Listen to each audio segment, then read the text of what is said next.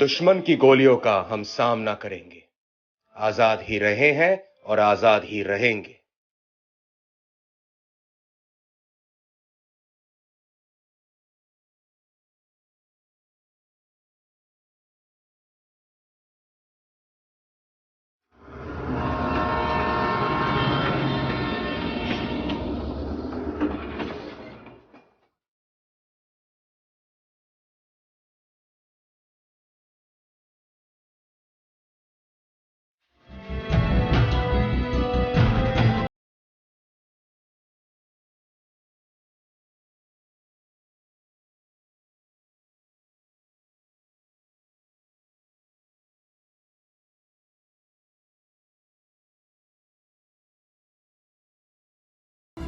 निवास jail.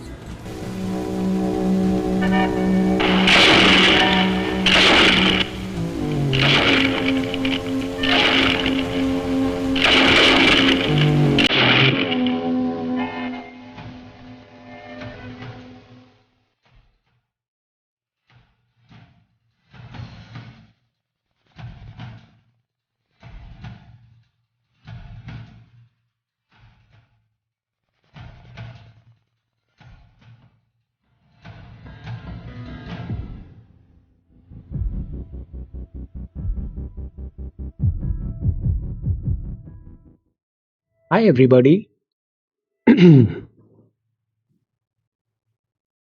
Hi, everyone. Welcome to Srajan India 1.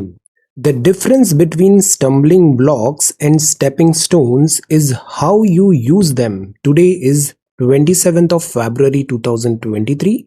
Let us have a quick discussion of all these important topics. See, you don't have to be extreme. You don't have to be extreme. इससे burnout होता है. You just have to be consistent.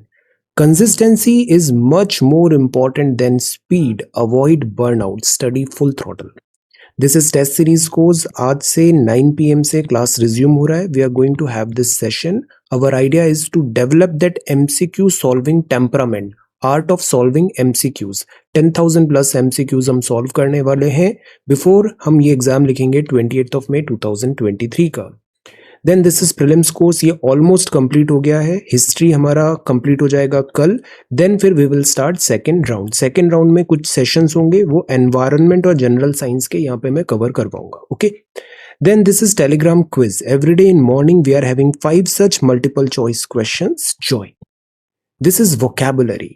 एनोबल्ड. Ennobled का मतलब होता है सम्मानित किए. Give someone a noble rank और टाइटल.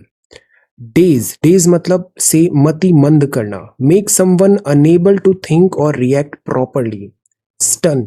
मुशी. इसका मतलब है भावुक, excessively sentimental, mawkish, emotional. Flimsy का मतलब होता है कमजोर, comparatively light and इनसब्सटेंशियल, easily damaged. Ingress. Ingress means प्रवेश करना. द एक्शन और फैक्ट ऑफ गोइंग इन और एंटरिंग, और इसका ऑपोजिट हो जाएगा डिस्चार्ज. सो ये वोकैब वर्ड्स हैं आज के लिए.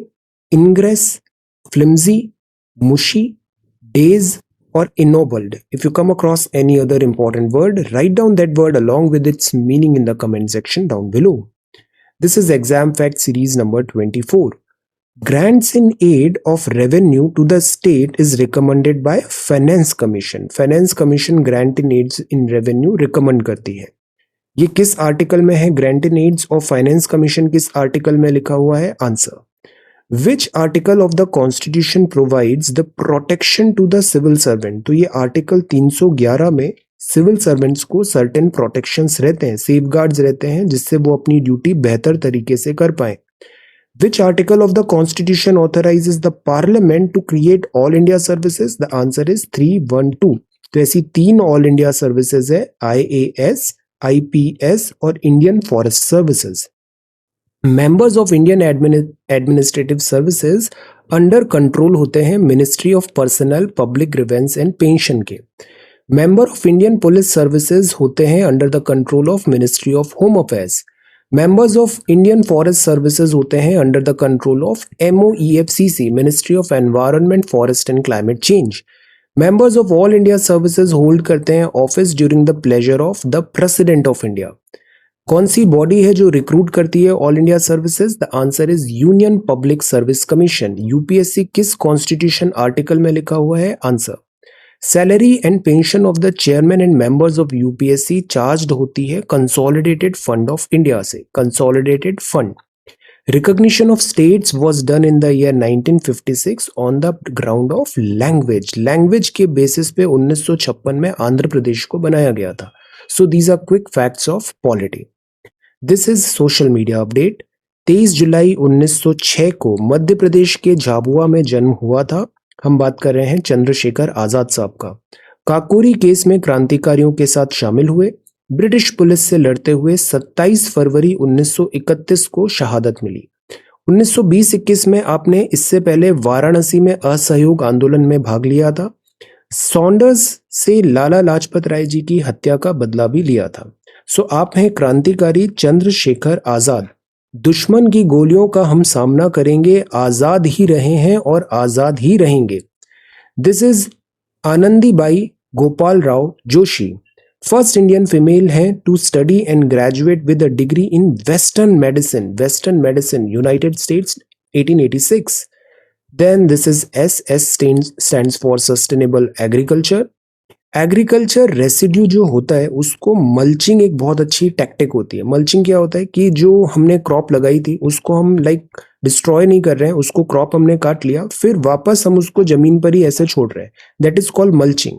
Mulching and composting. तो this is like organic farming we can say. Cell process stubble. Stubble burning नहीं होनी चाहिए. Natural and organic farming practices को हमें बढ़ाना है. केमिकल फर्टिलाइजर्स का कम से कम यूज करना है. ये मध्य प्रदेश की काष्ठ कला है. वुड. मध्य प्रदेश प्राचीन काल से ही काष्ठ कला में बेहद समृद्ध रहा है. यहाँ गौन, बैगा, भील, कोरकू जैसी जनजातियां हैं. शीशम, सागौन, दूधी, साल, केदार लकड़ियों से उपयोगी और सजावटी कलाकृतियों को बनाने का काम करते हैं. So look at these beautiful designs. ये है काष्ठ कला, वुडन आर्ट. आज हम जानते हैं दिस इज लौरिया का नंदनगढ़ स्तंभ. नंदनगढ़ स्तंभ. तो सी, ये है बिहार के पश्चिम चंपारण में एक छोटा सा शहर है. इस स्तंभ की ऊंचाई 32 फीट है और इसे बलुआ पत्थर से बनाया गया है. देन यहाँ पर मौर्यकालीन स्तंभ है जिसे सम्राट अशोक ने बनवाया था. सम्राट अशोक का टैक्टिक था कि सम्राट अशोक जब प्रजा से कम्युनिकेट करना था तो वो कम्युनिकेशन होता था वाया से सच टाइप ऑफ स्तंभ, पिलर्स, लाइक दैट. सो ये है Indian rock art. Indian rock art. So this is social media update. CSET में डेली बेसिस पे 2 सवाल लगाइए आप. This is question number 1. This is a very easy question. Job work done. And this is paragraph reading comprehension. This is question number 2. सो आपको बताना है most logical, accurate and critical inference क्या draw होता है from this passage. Now this is writing practice. Writing practice बहुत जरूरी है. मैं रोज बोलता हूँ राइटिंग प्रैक्टिस बहुत जरूरी है. आप प्रीलिम्स क्वालिफाई करोगे अभी 27 मई को. देन इसके बाद आपको मेंस लिखना है. मेंस तब अच्छा होता है जब आपकी लिखने की आदत होती है. स्पेशली अगर आप वर्किंग प्रोफेशनल हैं तो आपको और ज्यादा लिखना चाहिए बिकॉज स्कूल कॉलेज से अभी थोड़ा टाइम हो गया है. So you should write more. Otherwise spelling mistakes होगी, ग्रामेटिकल मिस्टेक्स होगी, आप जल्दी लिख नहीं पाओगे, डायग्राम्स आपके करेक्ट नहीं बैठेंगे, बहुत प्रॉब्लम्स आएंगी. So the point is write and write more. Everyday basis में write this thing. Okay. One more thing. अब एग्जाम्स पास आ रहे हैं तो आप अपनी सारी प्रिपरेशन को जर्नल करना चालू कर दो. उसको लिखो, क्या प्रोग्रेस किया, क्या कहाँ शॉर्टकमिंग्स थी, जो चीज पढ़ा है उसको रिवाइज भी करना है. So do this thing. Be systematic and be organised. ये बहुत इजी जर्नी होने वाला है. Be systematic and be organised. Now let us come to the Hindu newspaper. The Hindu newspaper. So this is February 27th Delhi edition. The Hindu newspaper. पहला जो news है Malayalam university row का है. Governor government clash over VC appointments. तो पिछले कुछ time से governor और चीफ मिनिस्टर के बीच में जो टसल है, राज्य सरकार और केंद्र सरकार के बीच में जो टसल है वो काफी डिफिकल्ट एरिया हो गया है. कोलकाता के ट्रैम्स हैं, ये ट्रैम्स हैं. कोलकाता के ट्रैमवेज टर्न्स 150 ईयर हो गया. Celebration parade. EPFO seeks approval to extend deadline. MG Narega in disarray. Payment delay, tech issues और budget cuts. Payment delay, time पे payment, technology issue like tracing, attendance tracking etcetera, and budget cuts भी इस बार हुआ है। Australia ने जीता है 6th T20 world cup title. So this is the Hindu newspaper. अब सी फ्रंट पेज में this is about NSC, then this all set for assembly polls in Meghalaya. So this is the front page of the Hindu. Next page में यहाँ पर news है education plus का। See up your English skills. Although English को भी हम बार बार बोलते हैं कि it is a funny language, but English बड़े काम की लैंग्वेज है, इसकी यूटिलिटी बहुत है। So up your English skills, work on improving your language skills with these simple tips. Simple tips क्या होती है? Practice, practice and practice. See आपको कम्युनिकेशन स्किल्स बेहतर करना है, आप ज्यादा से ज्यादा बोलने की कोशिश करो। Stand in front of mirror and talk to yourself. खुद से बात करो, फेशियल एक्सप्रेशंस देखो, बात करने का टोन देखो, बॉडी लैंग्वेज देखो, चॉइस ऑफ वर्ड्स एक्सेट्रा। आप बात करोगे, जितना आप प्रैक्टिस करोगे उतना रिफाइनमेंट होगा। It is not at all a rocket science. Second, हमें रीडिंग एबिलिटीज बढ़ानी चाहिए। बच्चों में शुरुआत से ही रीडिंग एबिलिटीज आप डालो। रीडिंग एबिलिटीज मतलब you should read, like newspaper read कर रहे हैं, रीड समथिंग। रीडिंग एबिलिटी से कॉग्निटिव ब्रेन कैपेसिटी भी बेहतर होती है। देन थर्ड होता है राइटिंग। राइटिंग स्किल्स भी होनी चाहिए, लिखना आना चाहिए, लिखना आना चाहिए। तो रीडिंग, राइटिंग, स्पीकिंग तीनों एरिया पे वर्क करना चाहिए। And the solution is simple, practice practice practice. पहले सिंपल सेंटेंसेस बनाइए, सिंपल सेंटेंसेस बोलिए, देन फिर धीरे धीरे उसको एडवांस्ड लेवल पे लेके जाइए। तो this is again important. Okay, so the point is कि हमें प्रैक्टिस करना चाहिए। Start simple, start easy, then step by step आगे बढ़िए। ओके, इसके अलावा reading is very important. Reading बहुत जरूरी होता है, इससे बहुत सारे अच्छे थॉट्स आते हैं, आइडियाज आते हैं। तो reading is very important. Then इसके अलावा आज के टाइम पे टेक्नोलॉजी भी बहुत यूजफुल है। फॉर एग्जाम्पल बहुत सारे एप्लीकेशंस हैं, AI ड्रिवन सॉफ्टवेयर्स हैं जो आपको लाइक हेल्प करते हैं इंग्लिश सीखने में। वोकैबुलरी के फ्लैश कार्ड्स आते हैं। Again you can use it, but इतना भी हमें फैंसी नहीं करना है। तो आप न्यूज़पेपर को डेली अच्छे से पढ़िए। मैं डेली आपको इंपॉर्टेंट वोकैबुलरी वर्ड्स भी देता हूँ, उन वोकैबुलरी वर्ड्स को याद रखिए, बोलने की कोशिश करिए, लिखने की कोशिश करिए। तो बीइंग अ UPSC एस्पायरेंट आप क्या करो, एक तो न्यूज़पेपर आपको डेली पढ़ना चाहिए, इससे आपको बहुत फायदा होगा। सेकेंड, आपको लैंग्वेज पे काम करना है, तो आप रीडिंग तो हो गया, आंसर राइटिंग करो, लिखने की कोशिश करो, इससे आपका सिलेबस भी कंप्लीट होगा, सेल्फ हैंडमेड रिटन नोट्स भी बनेंगे और आपका इंग्लिश भी बेहतर होगा। And eight the same time जब आप इतना रीड करोगे तो उसको जर्नल भी करो, उसको लिख के रिकॉर्ड करो, आपको बहुत बेनिफिट होगा। So you can use these tools as well. हर मोबाइल में एक रिकॉर्डर भी होता है, आप खुद की वॉइस रिकॉर्ड कर सकते हो उसमें। यू कैन थिंक कि किस तरीके से वॉइस मॉड्यूलेशन एक्सेट्रा, ये सारी चीजें ना आपको इंटरव्यू में बहुत काम आएगी। ओके, प्लस कुछ सॉफ्टवेयर्स भी होते हैं जो लाइक आपका अगर डिजिटल आपको कुछ राइट करना है तो वो like sentence correction, AI chat वगैरह हो गया है। सो दिस हेल्प्स, बट मैं इसको इसलिए सजेस्ट नहीं कर रहा हूँ because these are hi fi things, but our exam is old school. आपको जो एग्जाम लिखना है वो ओल्ड स्कूल का एग्जाम है, उसमें आपको पेन एंड पेपर से A4 साइज पेपर में लिखना पड़ेगा। सो ये auto correct is good, but it is not good in your context. In your context go old school. बहुत सारी चीजें हम यहाँ पे करते हैं, they are like old school, but ये एक्चुअली में वर्क करता है। जैसे जिस तरीके से हम NCERTs पढ़ रहे हैं, न्यूज़पेपर पढ़ रहे हैं, बिकॉज हमारा एग्जाम भी ओल्ड स्कूल एग्जाम है। So we have to qualify that exam. So reading, writing और स्पीकिंग तीनों एरिया पे आप वर्क करिए।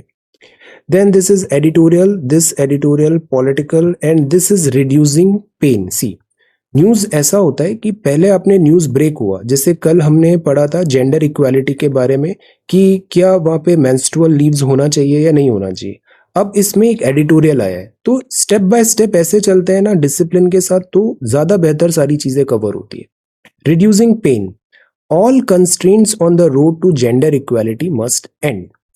Many barriers on the road to gender equality have been removed. हमने काफी प्रोग्रेस किया है, ऐसा नहीं है कि प्रोग्रेस नहीं हुआ है, बट अभी भी बहुत सारे रोड ब्लॉक्स हैं। Women have fought hard to get to the present when thanks to higher education and work opportunities. So always मैं आपको क्या सजेस्ट करता हूँ, एजुकेशन बहुत जरूरी है और वर्क करना भी जरूरी है, education and work. So the point is balance जरूरी है वर्क एंड होम में, and you have to like जो रोड ब्लॉक्स है उसको ओवरकम करना है, और इक्विटी ट्रू सेंस में तब आ पाएगी। The battle for rights related to reproductive health has been a hard fought, but women have been successful at persuading government to initiate policy, जैसे कि health, well-being, और इसके बाद आता है मैटरनिटी बेनिफिट एक्ट। तो ये 1961 में आया था मैटरनिटी बेनिफिट एक्ट कि when a woman is pregnant तो उस टाइम पर जो वर्क रिलेटेड चैलेंजेस हैं, वर्क रिलेटेड डिफिकल्टीज हैं, तो इस एक्ट में ऐसे प्रोविजंस हैं कि लीव का प्रोविजन एटसेट्रा वहां पे इंश्योर होगा। सो द पॉइंट इज कि maternity as a road block नहीं बनना चाहिए करियर प्रोग्रेशन में। सो मैटरनिटी बेनिफिट एक्ट है, पार्लियामेंट ने 1961 में इनेक्ट किया, टाइम टू टाइम इसमें अमेंडमेंट हुए हैं। विमेन को बेटर बेनिफिट्स देना है, पेड मैटरनिटी लीव को एक्सटेंड किया, जैसे पहले 12 हफ्ते की थी अब 26 हफ्ते की है। इस कॉन्टेक्स्ट में सुप्रीम कोर्ट ऑफ इंडिया ने डायरेक्टिव दिया है to a petitioner to approach the Union Ministry of Women Child and Development कि अब मेंस्ट्रुअल पेन जो होता है क्या उसमें भी लीव का प्रोविजन होना चाहिए। सो द पॉइंट इज कि अभी इसमें कोर्ट ने कहा कि ये कोर्ट का मैटर नहीं है, this is a policy matter, तो इस पे ministry of Women child development policy क्या फॉर्मुलेट करता है उसके अकॉर्डिंग आगे चीजें होगी। तो पेटिशन में ये बात आया कि क्या स्टेट्स ऐसी पॉलिसीज बनाए, तो ऑनरेबल कोर्ट ने इसको बोला है कि वो स्टेट्स के डोमेन में, स्टेट के डोमेन पे it is a policy matter. जिससे कुछ राज्य हैं, Kerala, Bihar have menstrual pain leave, इन दोनों राज्यों में है। फूड डिलीवरी ऐप है Zomato has also introduced it. Indonesia, Japan, South Korea, Spain और जाम्बिया में भी ऐसी पॉलिसी है। अब कुछ फेमिनिस्ट हैव हाउएवर ऐसा कहा कि it will reinforce negative gender stereotype, because इससे ना एक काइंड ऑफ लाइक स्टीरियोटाइप भी आ सकता है, और एट टाइम्स इससे क्या होगा कि जो वर्क अपॉर्चुनिटीज हैं फीमेल विमेन एम्प्लॉयर्स को, ये उनके अगेंस्ट भी हो सकता है, तो ऐसा भी एक कंसर्न है। There are other problems in need of addressing such as lack of sanitation facilities in school. ये जो चीजें हैं हमें इन पे भी ध्यान देना है। अक्सर हम स्कूल्स देखते हैं, जैसे जो स्कूल चले हम सर्व शिक्षा अभियान में, बहुत सारे स्कूल्स में जो गर्ल चाइल्ड है उसका एडमिशन इतना नहीं था, एनरोलमेंट नहीं था। फिर बाद में रीजन क्या समझ में आया कि स्कूल्स में टॉयलेट्स नहीं है, स्कूल में टॉयलेट्स नहीं है। So the point is lack of sanitation facilities in school होना चाहिए। Same is at the work place. तो the point is informal sector में भी ये चीज हम क्विकली इंप्लीमेंट कर सकते हैं। Percentage of working women drop हुआ है 26 से 19%, वर्ल्ड बैंक का डेटा बोलता है। सो हमें एनकरेज करना है विमेन को to join the workforce, higher education and opportunities open करना है। समटाइम्स जो गर्ल्स ड्रॉप आउट होता है वो रीजन ये होता है कि वहां पे टॉयलेट्स नहीं है। So in a world that should strive to become a better place for all, it is the responsibility of the wider society and government to ensure that no section is left behind. How can we leave 50% of population left behind? Many countries are trying out 4-day work days for a quality life, because you know work is not okay. इसमें बहुत ज़्यादा burnout होता है, तो breaks are good. Others are offering paternity leave so that parents can parenting हो पाए, equally shared हो, कि ये नहीं कि जैसे फॉर एग्जांपल अक्सर ये भी कंप्लेन आता है, ये सब हम सोशियोलॉजी में पढ़ते हैं GS1 में, कि जैसे अगर चाइल्ड है, न्यूबॉर्न चाइल्ड है, तो सारी रेस्पॉन्सिबिलिटी फिर मदर पे आ जाती है, मदर को ही पूरा उसको इनिशियल डेज एवरीथिंग वहां पे टेक केयर करना है। सो द पॉइंट इज अगर ये रेस्पॉन्सिबिलिटी फादर के साथ भी शेयर किया जाए, उसका अपब्रिंगिंग एक्सेट्रा, सो इससे बेहतर पेरेंटिंग हो पाएगी। So the pointing parenting leave भी हो सो दैट इक्वली शेयर्ड हो पेरेंटिंग। इंश्योर करें एम्प्लॉयज को do not see recruiting women as a disadvantage, ये recruiting women is not a disadvantage.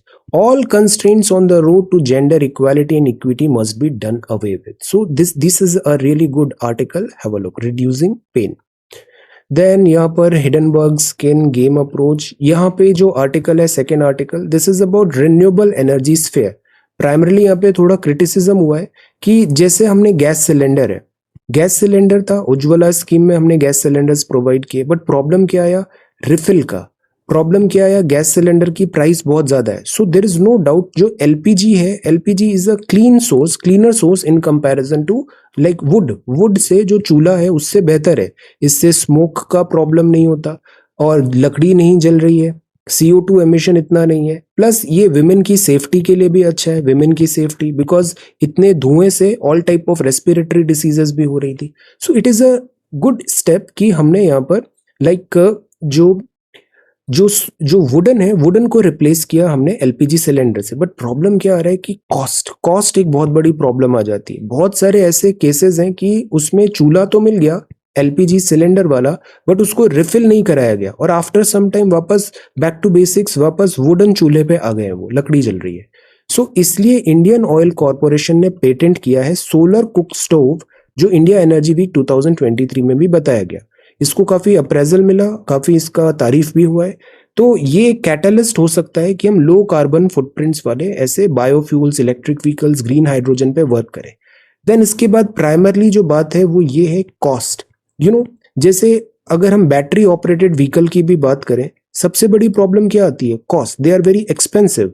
जबकि जो इंटरनल कंबशन इंजन वाले होते हैं, पेट्रोल डीजल, वो सस्ते होते हैं। तो बैटरी या फिर हम क्लीन एनर्जी में अगर ग्रीन हाइड्रोजन या फिर वी कैन से वुड की जगह LPG, what about the cost? Cost is high. So यहाँ जो बात है कि गवर्नमेंट इसको जैसे आगे बढ़ा रही है, बट इसका कॉस्ट क्या होगा? क्योंकि ये स्टोव भी करीब 15,000 रुपए का ये स्टोव पड़ रहा है। So the point is we need to innovate more, we need to innovate more, like national physical laboratory इसमें, like food security, energy efficiency कुछ नया लेके आए, लाइक दैट इंडिजिनस डिवाइस हो, कॉस्ट इफेक्टिव मेजर्स लाने। तो यहाँ पे ऐसे कुछ एग्जांपल्स दिए हैं, जैसे स्मोकलेस चूल्हा आया था, इसको और इम्प्रूव करना है। मिनिस्ट्री इस पे काफी बेट कर रही है। द पॉइंट इज इंटरवेंशन हो, और हमें चाहे वो सोलर हो या बायोफ्यूल हो, बायोगैस वाला हो, हमें दिस एनर्जी एफिशिएंट मेथड्स पे इनोवेशन चाहिए। Smoke signals from the renewable energy sphere. ये अगेन आर्टिकल है ओटीटी रेगुलेशन पे। ओटीटी क्या होता है? जैसे अमेजॉन प्राइम हो गया या फिर लाइक डिज्नी हॉटस्टार हो गया, these are OTT, over the top. इन पे रेगुलेशन की क्या बात है? रेगुलेशन की बात ये है कि एट टाइम्स जैसे मूवीज अगर थिएटर में रिलीज होती है तो उसमें सर्टिफिकेट लगता है कि एडल्ट मूवी है, या फिर वो लाइक 14+ का मूवी है, या फिर वायलेंस है उसमें, या फिर यूनिवर्सल है, लाइक दैट। बट जो ओटीटी में कंटेंट आ रहा था, वो कंटेंट में कोई फिल्टर नहीं था, कोई रेगुलेशन नहीं था। तो एट टाइम्स वहां पे देखा गया कि लाइक न्यूडिटी है, या फिर एक्सप्लॉइटेटिव कंटेंट है, या फिर वहां पे लाइक जो anti country, anti national some activities से रिलेटेड कंटेंट है। So the point is regulation is important. So यहाँ पर है information technology, intermediary guidelines and digital media ethics code. Intermediary कौन होते हैं? जैसे Twitter is a platform, YouTube is a platform, these are intermediary जो content को रिले कर रहे हैं। Digital media ethics, ethics are important. तो ये रूल्स हैं, ministry of information and broadcasting ने यहाँ पर ओटीटी कंटेंट के रूल्स अभी कुछ टाइम पहले रिलीज किए थे। अब बात थी कि हम ओवर द टॉप नहीं रेगुलेशन करेंगे, यहाँ पे लाइक को रेगुलेशन होगा, लाइट टच अप्रोच होगा, सेल्फ रेगुलेशन पे हम ज्यादा एम्फेसिस करेंगे। बिकॉज मूवीज एंड कंटेंट पे अगर बहुत ज्यादा रेगुलेशन होता है, सेंसर होता है, तो this is again right to freedom के अगेंस्ट है, और क्रिएटिव फ्रीडम के भी अगेंस्ट है। तो लाइक को रेगुलेशन एंड सेल्फ रेगुलेशन की यहाँ पे बात है। ओवरसाइट मैकेनिज्म होगा मिनिस्ट्री लेवल पे। तो the point is, let us see, अभी ये गाइडलाइंस पे डिबेट भी है, को रेगुलेशन किस बेसिस पे होना चाहिए, किस लेवल पे होना चाहिए। कुछ जो स्टेट्स हैं वहां पर, लाइक सिंगापुर में है, ऑस्ट्रेलिया में है, को रेगुलेशन एंड ओटीटी गाइडलाइन से related thing. The point is, इधर दो चीज इंपॉर्टेंट है, एक तो सेल्फ रेगुलेशन और दूसरा व्यूअर डिस्क्रिशन। सेल्फ रेगुलेशन मतलब जो ओटीटी कंटेंट प्रोवाइडर है, प्लेटफॉर्म है, वो सेल्फ रेगुलेट करें। At the same time it is responsibility of viewers as well कि व्हाट टाइप ऑफ कंटेंट आप ज्यादा प्रमोट कर रहे हो। तो मीडिया लिटरेसी चाहिए, ये नोटिफाइड हुआ ओटीटी रूल्स में। Websites, interface, because in general ऐसा माना जाता है कि बहुत ज्यादा इंटरवेंशन नहीं होना चाहिए, गवर्नमेंट इंटरवेंशन, अदरवाइज फिर वो पुलिस स्टेट जैसा हो जाता है, and we are not a police state. So there is a freedom creative work का फ्रीडम है, बट वो फ्रीडम आती है विद रिस्पॉन्सिबिलिटी। फॉर एग्जाम्पल, यहाँ पे कंप्लेंट रेड्रेसल का मैकेनिज्म होना चाहिए, टाइमलाइन होनी चाहिए, ग्रीवेंस ऑफिसर होना चाहिए। फॉर एग्जांपल, एट टाइम से सम सोशल मीडिया प्लेटफॉर्म में इरेगुलरिटी है, तो there should be one grievance officer. Manner, text, language, frequency, vital information की वहां पर होनी चाहिए। पीरियोडिक कैंपेन होना चाहिए ताकि लोगों में जागरूकता हो। वायलेंस, बहुत सारा ओटीटी कंटेंट ऐसा था कि वहां पे लाइक लेस देन 18 का मेंशन नहीं था, and it was so full of violence. So इससे क्या होता है, जो बच्चे भी अगर उनका एक्सेस है तो it creates a negative impact. So the point is, जैसे एंटी टोबैको हो गया, प्लस एट टाइम्स हम टॉक्सिसिटी को ओवर्टली ग्लोरीफाई कर रहे हैं, टेररिस्ट को ओवर्टली ग्लोरीफाई कर रहे हैं, क्रिमिनल्स को ग्लोरीफाई कर रहे हैं. So the point is what type of message यहाँ पर जा रहा है. So age rating and content description जरूरी होता है. तो ऐसा रूल सिनेमेटोग्राफ एक्ट में भी था. Rules could also provide for clear guidelines कि फिल्म्स का क्लासिफिकेशन कैसा है, रेटिंग किस बेसिस पे हो रही है, एडवर्टाइजमेंट्स उसमें रन होंगे या नहीं होंगे, लाइक दैट. तो द पॉइंट इज कि इट इज नॉट रॉन्ग और it is not like incorrect कि गवर्नमेंट इसको रेगुलेट कर रही है. The thing is there should be a transparency. Rules जो होते हैं उसमें ट्रांसपेरेंसी होना चाहिए सो दैट बेहतर कॉम्प्लायंस वहां पे हो पाए. तो दिस इज सेल्फ रेगुलेशन की बात है. ओटीटी रूल्स, सुप्रीम कोर्ट और हाई कोर्ट ने भी इसको बताया था. Certain regulation is required but वो लाइक सॉफ्ट टच होना चाहिए एंड सेल्फ रेगुलेशन पे हमें ज्यादा ध्यान देना है. सो ओटीटी मार्केट अभी भी नेसेंट स्टेज पे है, इसका भी बहुत पोटेंशियल है. तो इस तरीके से अगर India self regulation and this soft touch soft regulation पे करेगा वर्क, तो इंडिया का जो मीडिया लिटरेसी है, ट्रांसपेरेंसी है और media content, freedom of speech, ये भी आगे बढ़ेगा. So we are not against OTT. We just need a kind of regulation. MG NREGA में दिक्कत आ रहा है, पेमेंट डिले हो रहा है, टेक्नोलॉजी इश्यूज आ रहे हैं, लाइक यहाँ पर लाइक उनकी अटेंडेंस एटसेट्रा, और बजट के भी कट्स आ रहे हैं. देन DGCA हायर कर रहा है more employees to strengthen safety. Onion export बढ़ा है. पोल्ट्री कलिंग मतलब if a bird like avian influenza etcetera H5N1 उसमें लग रहा है तो पूरा जो लॉट होता है उसको किल कर दिया जाता है. That is called culling. Cost overruns for many infrastructure projects. Timely काम करना बहुत जरूरी होता है. जितना काम डिले होता जाता है, वर्क डिले होता जाता है, तो इन्फ्लेशन है. तो इसका मतलब है जो हमें फॉर एग्जाम्पल एक प्रोजेक्ट था, हमें रोड बनाना था, वो रोड बनना था 10 करोड़ में 2010 में, वो रोड बन रही है 2023 में, तो ये 10 करोड़ का 100 करोड़ हो जाएगा, 100 करोड़. तो this is called cost overrun. Migrant boat breaks and sink in Italy. So this is also one thing. Africa है, बीच में मेडिटेरेनियन है और ऊपर ये इटली है. बहुत ज्यादा इलीगल माइग्रेशन होता है और सच टाइप ऑफ एक्सीडेंट्स होते हैं. Sophisticated anatomy of heat wave. अभी समर सीजन आ रहा है. इंडियन मेट्रोलॉजिकल डिपार्टमेंट ने वार्न किया है इस बार हीट वेव्स इंटेंस होगा. Climate change is reality. Frequent और इंटेंस होगा. ला नीना अल नीनो का कॉन्सेप्ट होता है, तो इस बार अल नीनो का ईयर एक्सपेक्ट कर रहे हैं. अल नीनो मतलब रेनफॉल थोड़ा कम भी हो सकता है और हीट वेव ज्यादा होगा. These are again early predictions हैं, ये चेंज भी हो सकते हैं. So the point is IMD ने वार्न किया है इस बार हॉटेस्ट लाइक समर होने वाला है. हीट वेव क्या होता है? जब बहुत ज्यादा गर्मी होती है, 4.5 to 6.4 डिग्री सेंटीग्रेड ज्यादा हो जाता है नॉर्मल टेम्परेचर से. सो हीट वेव में मैक्सिमम टेम्परेचर 45 डिग्री तक जा सकता है. 37 डिग्री हिल स्टेशंस में टेम्परेचर कम क्यों होता है? बिकॉज हाइट बढ़ती है, एल्टीट्यूड बढ़ता है, तो लैप्स रेट टेम्परेचर कम हो जाता है. सो द पॉइंट इज कि इस बार जो हीट वेव है वो सेंट्रल इंडिया में तो होगा, नॉर्थ सेंट्रल इंडिया में, पेनिनसुलर एरिया में भी देखने को मिलेगा. यूजुअली ला नीना का जब इम्पैक्ट होता है तो बारिश अच्छी होती है, कूल वाटर के कारण हीट वेव नहीं आती. बट इस बार अल नीनो ईयर मान रहे हैं. पिछले 3 साल काफी अच्छी बारिश हुई थी. इस बार अल नीनो है which is a complementary to La Nina. और अल नीनो ईयर में क्या होता है? बारिश इंडिया में कम होती है, ड्रायर सिचुएशन. सो अल नीनो के कारण इंडिया में हीट वेव और प्रोमिनेंट होगा. हीट वेव से क्या होता है? हीट वेव से लाइक फॉरेस्ट का भी लॉस होता है, प्लांट्स का भी लॉस होता है, फ्लोरा फोना दोनों का लॉस होता है. Warm air is flowing in from elsewhere और it is being produced locally. Local phenomenon है, तो when the air is warmed by higher land surface temperature because the air sinking down from above is compressed along the way, और इससे hot air बन रही है surface में. देखो heat जो प्रोड्यूस होती है बिकॉज जो वाटर है, वाटर इजीली वार्म भी नहीं होता है, ठंडा भी नहीं होता है, जबकि जमीन जो होती है वो जल्दी गर्म भी होती है, ठंडी भी होती है. तो दैट इज वाई जो समुद्र के पास के एरिया है वहां पे बहुत ज्यादा टेम्परेचर वेरिएशन नहीं आता, जबकि कॉन्टिनेंटलिटी के कारण बहुत ज्यादा टेम्परेचर हाई हो जाता है.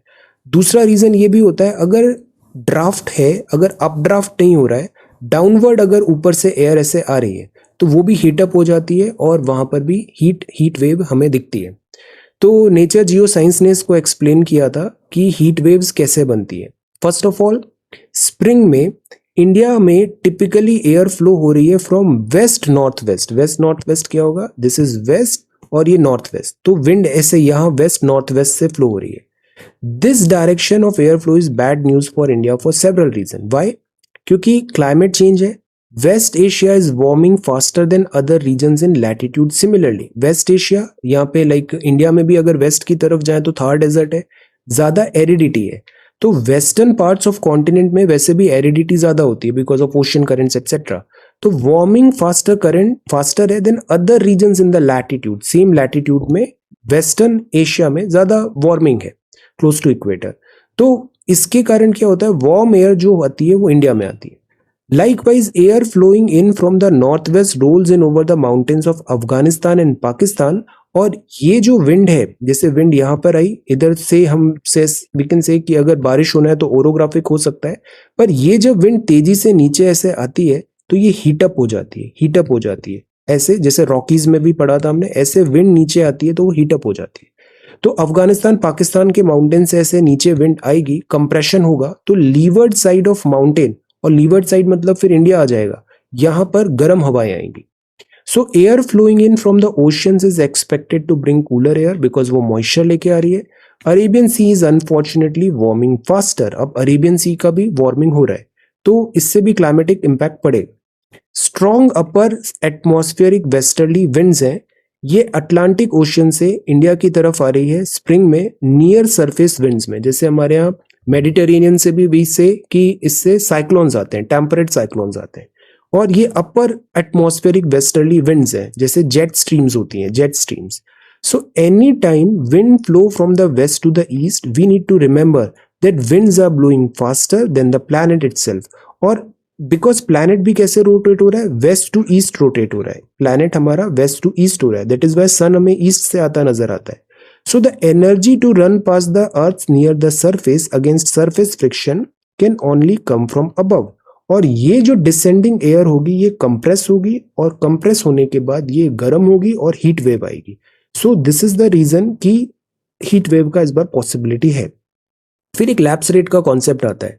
जैसे जैसे हाइट बढ़ती है, फॉर एग्जाम्पल हिल स्टेशंस में जाते हैं, वहां पे ठंड हो जाती है, वहां पे टेम्परेचर कम है, 165 मीटर पे 1 डिग्री सेंटीग्रेड नॉर्मली कम हो जाता है. तो लैप्स रेट है, इसके कारण टेम्परेचर कूल होता है from the surface to the upper atmosphere. अब ग्लोबल वार्मिंग भी है. इससे क्या होगा, ग्लोबल वार्मिंग से जो अपर एटमॉस्फेयर है वो ज्यादा गर्म होगा, अपर एटमॉस्फेयर ज्यादा वार्म हो जाएगा, सरफेस एयर कम वार्म है. इससे क्या होगा, सिंकिंग एयर होगी, गर्म हवा ऊपर से नीचे आएगी, वो वार्मर रहेगी ग्लोबल वार्मिंग के कारण, और फिर वो नीचे जब सिंक होगी तो वो फर्दर और वार्म होगी और हीट वेव और एक्सटेंसिव हो जाएगी. तो ग्लोबल वार्मिंग से आउटवर्ड रेडिएशन तो स्टॉप कर रही थी GHG gases, but because of sinking of air again stability आती है, स्टेबिलिटी, और इससे और ज्यादा टेम्परेचर बढ़ेगा. सो द पॉइंट इज, इससे हीट वेव आता है, ग्लोबल वार्मिंग है, और ये once in a decade heat wave event हो सकता है. इस बार एक्सपेक्टेड है, प्रिडिक्ट कर रहे हैं, वी आर नॉट श्योर. फिर एयर मास होता है. एयर मास क्या होता है, अगर बहुत टाइम तक एक हवा का एक बंच सरफेस के ऊपर एक फिक्स लोकेशन पे है तो वो सरफेस की सारे एट्रीब्यूट्स अक्वायर कर लेता है, तो इसको एयर मास बोलते हैं. ये एयर मास ट्रॉपिक्स पे भी हो सकता है, और से वी कैन से कि ये इक्वेटर तरफ भी हो सकता है और पोलर तरफ भी हो सकता है. ये वाटर पे भी हो सकता है, जमीन पे भी हो सकता है. अब ये हीट एयर मास भी अगर ट्रैवल करते हैं तो उससे भी हीट ट्रांसफर होता है. Heat waves over peninsular India on the other hand arrives from the ocean, जो closer to 200 to 400 किलोमीटर है and are barely a day old. Heat waves इधर से भी आ सकती है peninsular India में. So the point is, heat waves have a sophisticated anatomy, important implications है, और इनको predict करना थोड़ा difficult होता है. Early warning systems हो सकते हैं, processes, location, age, air mass से हम प्रिडिक्ट कर लेंगे, but it is again difficult. तो the point is, it is not about कि हम पैनिक करें, बट इस बार अल नीनो ईयर भी प्रिडिक्ट कर रहे हैं, और इस बार क्लाइमेट चेंज के कारण हीट वेव ज्यादा हो सकती है इस बार. So this is the sophisticated anatomy of heat waves. यहाँ अगेन बात है menstrual leave policies implemented globally. तो कुछ कंट्रीज है जहां पर ये एप्लीकेबल है, इंडिया में भी हमने देखा कुछ राज्यों में एप्लीकेबल है. So the point is, work place में क्या यहाँ पर लीव का सिस्टम होना चाहिए, लीव का सिस्टम होना चाहिए. सो इस पे अभी वर्क चल रहा है. It is a matter of policy, let us C.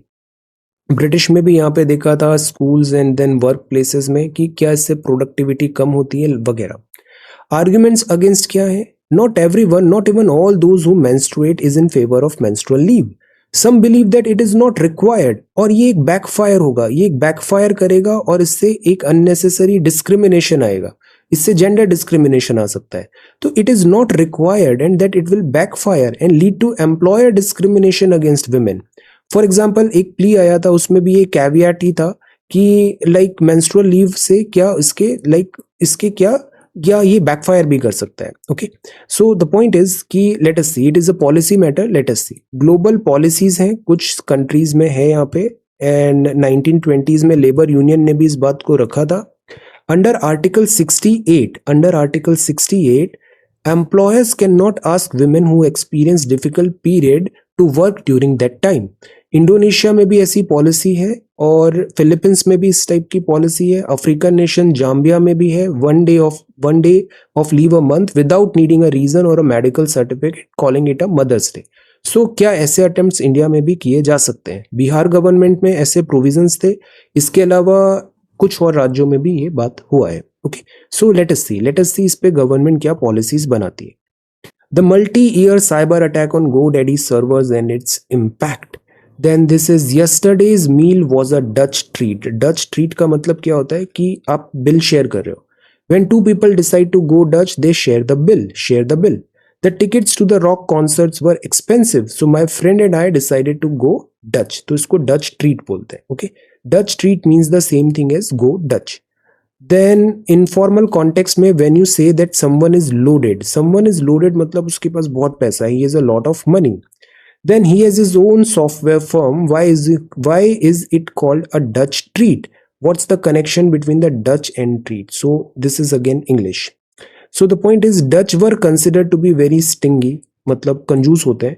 That's what the British thought. So that is why ये Dutch treat करके एक word आ गया. Okay, so this is true of all expectation with the Dutch in them. So this is again ये kind of we can say इन्होंने इस तरीके से एक ट्रेंड बना दिया. Okay, so the point is अब यहाँ पर जो next है, this is like surly, the very surly मतलब unfriendly है. The person who is usually in a bad mood all the time और जो बहुत ज्यादा इरिटेट होता है. वर्ड ऑफ द डे है कल. जैसे अभी एवियन इन्फ्लुएंजा का हमने पढ़ा, कलिंग मतलब आप उसको रिजेक्ट कर रहे हो. Remove something that has been rejected, look for and gather, तो that is reject, pick and pluck, तो that is called culling. Then this is next page. Stick to Lokur panel norms for ST list. See, Lokur panel norm all India Vanvasi Kalyan Ashram है. बात है कि Lokur committee जो आई थी 1965 में, इसमें जो प्रोविजन था कि ट्राइब्स में हमें किन सब ट्राइब्स को इंक्लूड करना है, न्यू कास्ट कैसे इंक्लूड होगी शेड्यूल्ड ट्राइब पे. तो ये लोकुर कमेटी है 1965 जो क्राइटेरिया बताती है. तो ये क्राइटेरिया के हिसाब से ही अभी इंक्लूड किया गया था और इस पे स्टिक होने की बात है. Then this is next one. Not derailed by time. See, these are trams. Trams हैं कोलकाता को जाना जाता है ट्रैम से. इवन जो मेट्रो भी है वो कोलकाता में दिल्ली से बहुत पहले आई है. कोलकाता मेट्रो कब स्टार्ट हुआ था? Tell underground railway Kolkata metro. तो not derailed by time, Kolkata tram strut there stuff. अभी ऐसा बात भी चल रहा है क्या इनको हेरिटेज में कन्वर्ट कर दिया जाए, लाइक दैट. सी, ये माइग्रेंट बोट है. Russia accuses US and allies open blackmail, and this is CEOs, and this is economy, and this is sports. So this is today's newspaper. अब हम देखते हैं answer submissions 23rd of February के. Let us sort it by oldest. एक ही सवाल था, आसान सा सवाल था. National parks of India pet question है, हर साल यूपीएससी घूम फिर के यहाँ से सवाल पूछती है. नेशनल पार्क सी. तो let us sort it by oldest. Deepali ने वंस अगेन बहुत अच्छा आंसर लिखा है. देखो नेशनल पार्क क्या होते हैं, डिफाइन इट, उसकी डेफिनेशन क्या होती है, कितने नेशनल पार्क्स हैं इंडिया में, नेशनल पार्क्स आइडेंटिफाई कैसे होते हैं, क्या केवल केंद्र करता है या राज्य भी करता है, और राज्य वाइज हमने फिर एक पूरा लिस्ट बना लिया. अब सी ये बहुत अच्छा एक्सरसाइज है, इससे आपको ये सारी चीजें याद हो जाती है. तरन भी बहुत अच्छे आंसर्स लिखती है. Look at the writing, beautiful writing. National park क्या है, 1 2 3 4. This approach is again good. step by step what is national park, then declaration of national park कैसे होता है, state government, and this important facts भी हो गए. and then look at this diagram, this is such a beautiful diagram, wonderful. See, this is really really good. अब बस इसी से सवाल आ जाएगा, और ये हर साल एक सवाल आता है नेशनल पार्क का. This is extraordinary work. Then this is Kamil, Kamil ने भी बहुत अच्छे से लिखा है नेशनल पार्क क्या होता है, देन इसके बाद सेंचुरी और नेशनल पार्क में डिफरेंस, और फिर ये सारी लिस्ट बता दी नेशनल पार्क्स की। ये हमें पता होना चाहिए state wise, at least national parks हमें सारे पता होना चाहिए। डिक्लेरेशन ऑफ नेशनल पार्क और इंपॉर्टेंट फैक्ट्स, तो लेटेस्ट जो नेशनल पार्क्स हैं उनकी भी जानकारी होनी चाहिए। Ratnapriya, this is good. National park क्या होते हैं, इनकी इंपॉर्टेंस क्या है, थ्रेट क्या है, no this is really good idea, threat क्या है। फिर स्टेप बाय स्टेप हमने सारे राज्यों के नेशनल पार्क्स बता दिए, दिस इज रियली गुड, और स्टेट का मैप भी बनाया है। फिर लेटेस्ट कंजर्वेशन एफर्ट्स क्या होने चाहिए ये भी हमें बताना है। सरिता ने आंसर राइटिंग स्टार्ट किया, रिज्यूम किया, I am very happy. This is national parks of India. तो सी नेशनल पार्क्स कैसे डिफाइन होते हैं, देखो स्टार्ट ही कितना अच्छा है, टू द पॉइंट है। Section 35 of wildlife protection act 1972, this is not English, this is fact, these are facts, so this is good. Declaration of national parks बताया आपने, देन वहां पे क्या प्रोविजंस है नेशनल पार्क का। This map is again very beautiful, wonderful map. Gajanan Marathi में answer लिखता है, दिस इज वेरी नाइस। सी सारे अपने स्टेप बाय स्टेप सारे राज्यों के बारे में बताया और वहाँ के नेशनल पार्क। जो लेटेस्ट नेशनल पार्क है ना ये बड़े इंपॉर्टेंट है, इससे सवाल आते हैं। जैसे 106 है तो लास्ट के जो 6 नए बने हैं वो पता होना चाहिए आपको एटलीस्ट। सुंदर ने भी बहुत बढ़िया से यहाँ पे मैप बनाया है, दिस इज गुड। मैप थोड़ा सा और बेहतर हो सकता है, tabulation is really good, very nice. सारे नेशनल पार्क्स कवर कर रहे हैं, फैंटास्टिक। प्रियंका ने बहुत अच्छे से मैप बनाया, दिस इज गुड। सारे नेशनल पार्क्स का मैप। सी अब फैक्ट्स भी हैं, लाइक सारे इंपॉर्टेंट नेशनल पार्क से रिलेटेड क्विक फैक्ट्स हो गए, ये शॉर्ट है, इससे सवाल आते हैं। देन वे फॉरवर्ड भी है, very nice. Saleha, this is again really good, beautiful handwriting. Definition बताया नेशनल पार्क क्या होता है। Wild life protection act, very good. Importance क्या है, डायग्राम में सारे नेशनल पार्क्स बताए हैं, गुड। स्टेट वाइज इसको आपने सेग्रीगेट भी किया है, which is really good thing. Difference between see, now this is good, wildlife, biosphere and.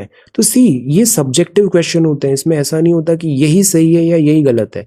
हम अपना इनोवेटिवनेस ला सकते हैं, हम और बेहतर कैसे कर सकते हैं ऐसा दिमाग लगा सकते हैं, do it. Nandini, this is again really good. National parks, और सी नेशनल पार्क्स में क्या एक्टिविटीज अलाउड है क्या नहीं है, this is a very good map. Then difference sanctuaries में और स्टेट वाइज कंपाइलेशन।